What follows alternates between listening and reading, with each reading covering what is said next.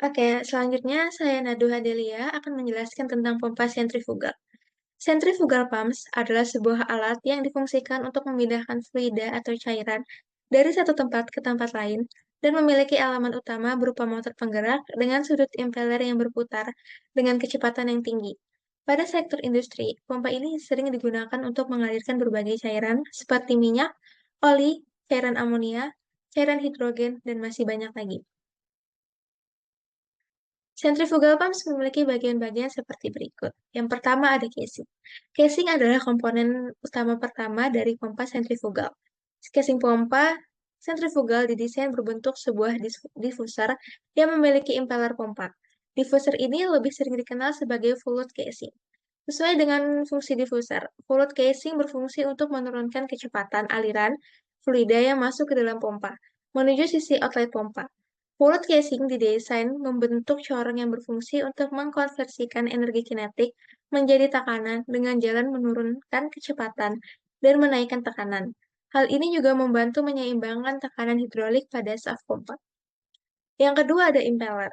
Impeller adalah bagian yang berputar dari pompa sentrifugal yang berfungsi untuk mentransfer energi dari putaran motor menuju fluida yang dipompa dengan jalan mengakselerasinya dari tengah impeller keluar sisi impeller. Desain impeller bergantung atas kebutuhan tekanan, kecepatan aliran, serta kesesuaian dengan sistemnya. Impeller menjadi komponen yang paling utama berpengaruh terhadap performa pompa. Modifikasi desain impeller akan langsung berpengaruh terhadap bentuk kurva karakteristik pompa tersebut. Yang ketiga ada bearing. Bearings pada pompa berfungsi untuk menahan atau constrain posisi rotor relatif terhadap stator sesuai dengan jenis bearings yang digunakan. Bearings yang digunakan pada pompa yaitu berupa journal bearings yang berfungsi untuk menahan gaya berat dan gaya yang searah dengan gaya berat tersebut, serta truss bearings yang berfungsi untuk menahan gaya aksial yang timbul pada poros pompa relatif terhadap stator pompa. Selanjutnya ada shaft. Shaft atau poros pompa adalah bagian yang mentransmisikan putaran dari sumber gerak, seperti motor listrik, ke pompa. Yang perlu diperhatikan adalah, pada sebuah pompa sentrifugal yang bekerja di titik efisiensi terbaiknya, maka gaya bonding porosnya akan secara sempurna terdistribusikan ke seluruh bagian impeller pompa. Yang terakhir ada suction nozzle. Suction nozzle adalah tempat awal masuknya fluida atau zat cair menuju pompa sentrifugal and suction. Prinsip kerja centrifugal pumps. Prinsip kerjanya yaitu mengubah energi mekanis alat penggerak menjadi energi kinetis fluida, yang kemudian fluida diarahkan ke saluran buang dengan memakai tekanan, dengan cara energi kinetis sebagian fluida diubah menjadi energi tekanan dengan menggunakan impeller yang berputar di dalam casing. Casing tersebut dihubungkan dengan saluran hisap atau suction dan saluran tekan atau discharge untuk menjaga agar dalam casing selalu terisi dengan cairan, sehingga saluran hisap harus dilengkapi dengan katup kaki atau foot valve.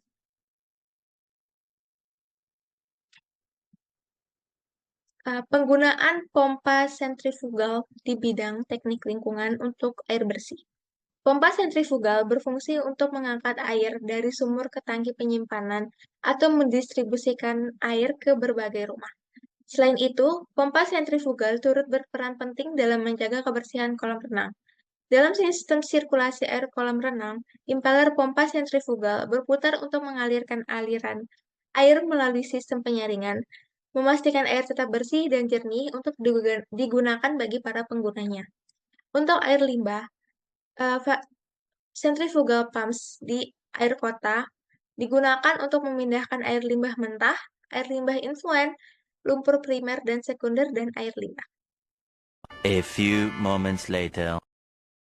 Selanjutnya, yaitu ada gear pump atau yang biasa disebut roda gigi. Gear pump adalah jenis pompa positif yang mengoperasikan fluida dan menggunakan sepasang roda gigi yang berputar untuk menghasilkan aliran cairan. Nah, gear pump ini mempunyai prinsip dasar yaitu bahwa dua roda gigi, yaitu roda gigi penggerak atau yang disebut rotor dan roda gigi pengikut yang disebut ears, yaitu di mana keduanya saling berinteraksi untuk menghasilkan pergerakan cairan dengan cara menekan dan mengalirkan cairan melalui ruang di antara gigi-gigi tersebut. Nah, di sini ada bagian-bagian dari pompa gear pump, yaitu ada floating bushing atau dan casing, front cover, drive shaft, driven shaft, lateral, sailing, and cowl seal, cross cover, pillar gear, drive gear, shaft and support, case, dan mounting plate, dan pressure port. Nah, casing atau penutup berfungsi sebagai rumah atau komponen lain dari pompa roda gigi yang akan memberikan dukungan struktural. Ini juga mencakup port masuk dan keluar untuk aliran fluida. Nah, casing ini biasanya terbuat dari logam atau besi tuang dan dirancang untuk menahan menahan tekanan dan laju aliran fluida yang dipompa agar selalu stabil. Nah, selanjutnya ada roda gigi. Nah, roda gigi ini dibuat dengan mesin yang presisi dan memiliki gigi yang terdefinisi dengan baik yang menyatu saat berputar. Biasanya berukuran sama dan terhubung ke poros. Nah, roda gigi ini berfungsi sebagai eh, pompa, untuk memompa cairan dengan membuat kantong di antara gigi-giginya yang menarik cairan dari sisi saluran masuk dan mendorongnya keluar melalui saluran keluar. Nah, selanjutnya ada poros, yaitu poros meneruskan gerak putar dari sumber penggerak ke roda gigi yang didukung oleh bantalan di setiap sisi casing. Poros ini berfungsi sebagai untuk menghubungkan roda gigi dengan sumber penggerak. Nah, ada juga bantalan atau bantalan fungsi dari bantalan adalah menopang poros dan mengurangi gesekan antar bagian yang bergerak sehingga memungkinkan perputaran yang mulus. Bantalan ini dikategorikan menjadi dua jenis, ada bantalan geser dan bantalan gelinding. Nah, selanjutnya ada segel atau gasket atau seal yang berfungsi untuk mencegah kebocoran cairan dari pompa dan biasanya ini ditempatkan di berbagai titik di dalam pompa, termasuk di sekitar roda gigi dan poros. Ada pelat yang berfungsi untuk menutup ruang pompa, ada katup untuk mencegah tekanan berlebih dan tekanan sistem yang melebihi batas yang ditentukan, ada bracket yang berfungsi mengamankan pompa pada tempatnya dan operasi dan pengoperasian pompa roda gigi ini melibatkan perputaran roda gigi di dalam ruang tertutup. Selanjutnya, prinsip kerja gear pump atau roda gigi. Roda gigi penggerak atau roda gigi akan berputar dan menghasilkan ruang yang semakin besar di sisi hisap yang disebut inlet pompa. Fluida mengalir ke dalam ruang yang semakin besar melalui hisapan pompa. Roda gigi yang digerakkan eh, terjadi saat roda gigi penggerak terus berputar sehingga fluida terjebak di antara roda gigi penggerak dan roda gigi yang digerakkan. Sehingga terjadi tekanan yang meningkat di dalam ruang pompa dan mendorong fluida keluar dari pompa melalui saluran tekanan atau yang disebut outlet. Nah, gear pump ini bisa juga dipakai untuk di bidang teknik lingkungan, yaitu sebagai air bersih, karena gear pump banyak, karena eh, kemampuannya dalam menangani fluida dengan viskositas tinggi dan memberikan perpindahan positif. Nah, pompa roda gigi ini digunakan dalam sistem pasokan air untuk memompa air dari sumber ke instalasi pengolahan atau langsung ke konsumen. Dan juga bisa digunakan untuk air limbah juga. Penggunaan pompa roda gigi ini bisa digunakan untuk mengurangi debit air limbah dan mengatasi banjir dengan efisiensi yang tinggi. Selanjutnya, saya Talita Aliazara akan menjelaskan tentang axial flow pumps. Pompa aksial merupakan salah satu pompa yang termasuk ke dalam pompa dinamik yang menggunakan gerakan aksial untuk mengalirkan fluida. Prinsip kerja pada pompa aksial berbeda dengan pompa lainnya. Pada pompa aksial melibatkan rotor atau bilah yang berputar sepanjang poros aksial, menciptakan perbedaan tekanan dan mendorong fluida ke arah aksial. Pompa ini umumnya digunakan untuk mengalirkan fluida dalam jumlah besar pada tekanan rendah hingga menengah.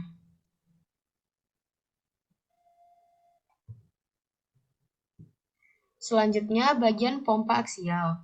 Yang pertama ada impeller. Bagian ini berfungsi sebagai rotor yang berputar sepanjang poros aksial. Impeller menghasilkan gaya aksial yang mendorong fluida sehingga menghasilkan energi kinetik pada fluida kerja. Selanjutnya ada sudu-sudu tetap. Sudu-sudu tetap membentuk sudu-sudu yang membantu mengarahkan aliran fluida sejajar dengan poros aksial.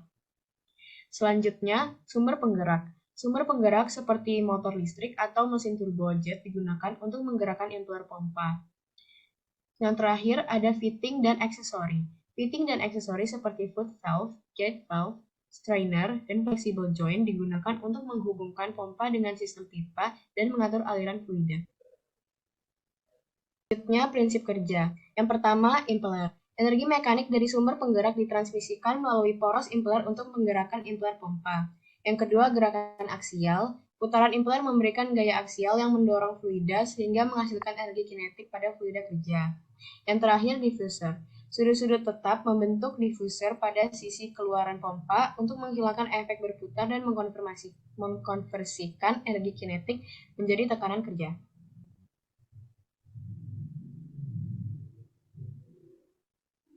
Penggunaan pompa aksial ini di bidang teknik lingkungan terhadap air bersih, penggunaan pipa aliran aksial pada air bersih adalah pompa aksial efektif dalam mengalirkan fluida dengan debit tinggi dan tekanan yang rendah, yang kemudian membuatnya ideal untuk sistem drainase dan irigasi.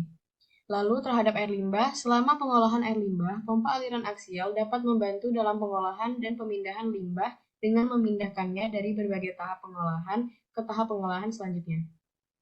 Piston pump. Peruntukan dapat digunakan untuk memproses bahan kental dan sangat kental. Peruntukannya yang pertama itu adalah di industri konstruksi. Piston pump digunakan dalam mesin konstruksi seperti eskavator, loader, dan bulldozer untuk mengangkat dan memindahkan material berat.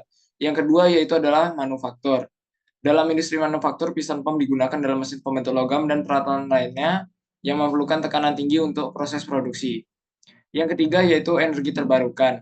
Piston pump digunakan dalam sistem pembangkit listrik tenaga air dan tenaga angin untuk mengatur aliran fluida dan menghasilkan tekanan. Yang keempat yaitu adalah maritim dan kelautan. Di kapal dan kapal laut, piston pump digunakan dalam sistem hidrolik untuk menggerakkan kapal dan mengendalikan peralatan lautnya lainnya. Baik, yang selanjutnya yaitu adalah bagian pompa. Ya, seperti yang bisa dilihat di sini ada bagian gambar. Sebelum itu saya jelaskan terlebih dahulu bagian-bagian pompa ini. Yang pertama itu adalah barrel shaft, oleh shaft dan membawa piston masuk dan keluar.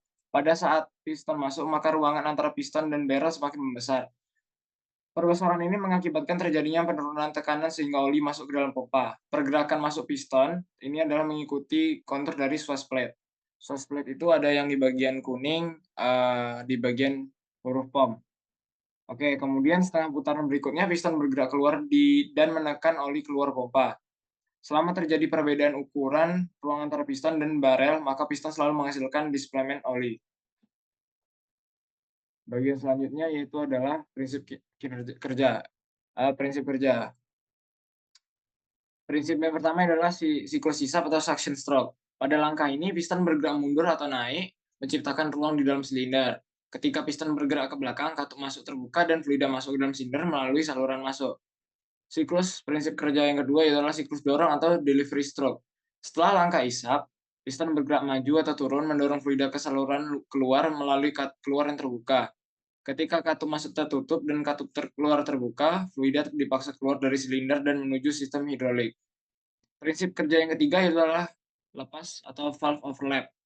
Selama perpindahan dari langkah isap ke dorong, kedua katup masuk dan keluar terbuka secara bersamaan. Ini memastikan aliran fluida lancar dan kontinu tanpa gangguan. Baik, poin yang berikutnya adalah kinerja pompa. Kinerja pompa yang pertama adalah head. Head terbagi menjadi efisiensi, keandalan, dan umur pakai. Sebelum itu saya jelasin dulu efisiensi itu di head apa kinerjanya. Efisiensi seberapa baik energi dari sumber daya yang ada pada head. Yang kedua yaitu adalah keandalan. Seberapa konsisten dan dapat diandalkan pompa dalam menghasilkan kinerja yang konsisten dan tidak mengalami kegagalan yang tidak terduga. Yang ketiga yaitu adalah umur pakai piston pump.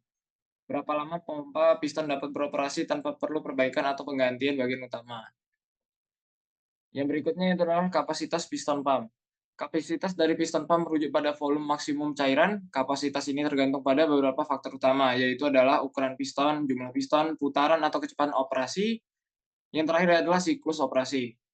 Selanjutnya yaitu adalah NPSH. NPSH ini atau bisa juga disebut sebagai sering disebut ya menjadi pertimbangan karena operasionalnya yang berbeda dengan jenis pompa lainnya. Beberapa poin penting terkait pada piston pump NPSH yaitu adalah perbedaan tekanan, perhitungan NPSH, pencegahan kavitasi. Yang terakhir yaitu adalah kavitasi. Kavitasi dapat menyebabkan beberapa masalah serius pada piston pump, antara lain yaitu adalah penurunan kinerja, penurunan kinerja, bising dan getaran, serta kerusakan komponen. Yang terakhir adalah kegunaan piston pump di bidang teknik lingkungan. Yang pertama yaitu adalah air bersih. Kegunaan pompa untuk air bersih terutama di lingkungan di mana dibutuhkan aliran air yang stabil dan tekanan yang konsisten. Berikut adalah beberapa kegunaan utama pompa piston pada aplikasi air bersih. Yang pertama adalah pompa berkebun, digunakan untuk menyediakan air bersih untuk irigasi. Yang kedua yaitu adalah pompa air rumah tangga. Sering digunakan untuk memompa air dari sumur dangkal atau sumur dalam ke dalam tangki penyimpanan di rumah. Yang ketiga yaitu sistem penyediaan air di desa. Di daerah pedesaan atau daerah yang belum terhubung dengan sistem air bersih terpusat, pompa piston sering digunakan untuk mengalirkan air dari sumber air mengalir yang sangat jauh. Kegunaan untuk di bidang TL yang kedua itu adalah kegunaan untuk air limbah. Piston pump juga memiliki kegunaan untuk air limbah seperti yang pertama pengolahan air limbah. Dalam instalasi pengolahan air limbah, pompa piston dapat digunakan dalam berbagai tahap pengolahan. Yang kedua yaitu adalah pemompaan limbah berat. Beberapa jenis air limbah seperti limbah industri atau limbah dengan konsentrasi bahan kimia tinggi memerlukan pompa yang kuat dan tahan lama untuk memindahkan fluida dengan efisien. Yang terakhir adalah sistem pengeringan. Pompa piston juga digunakan dalam sistem pengeringan lumpur atau bahan padat lainnya dari air limbah.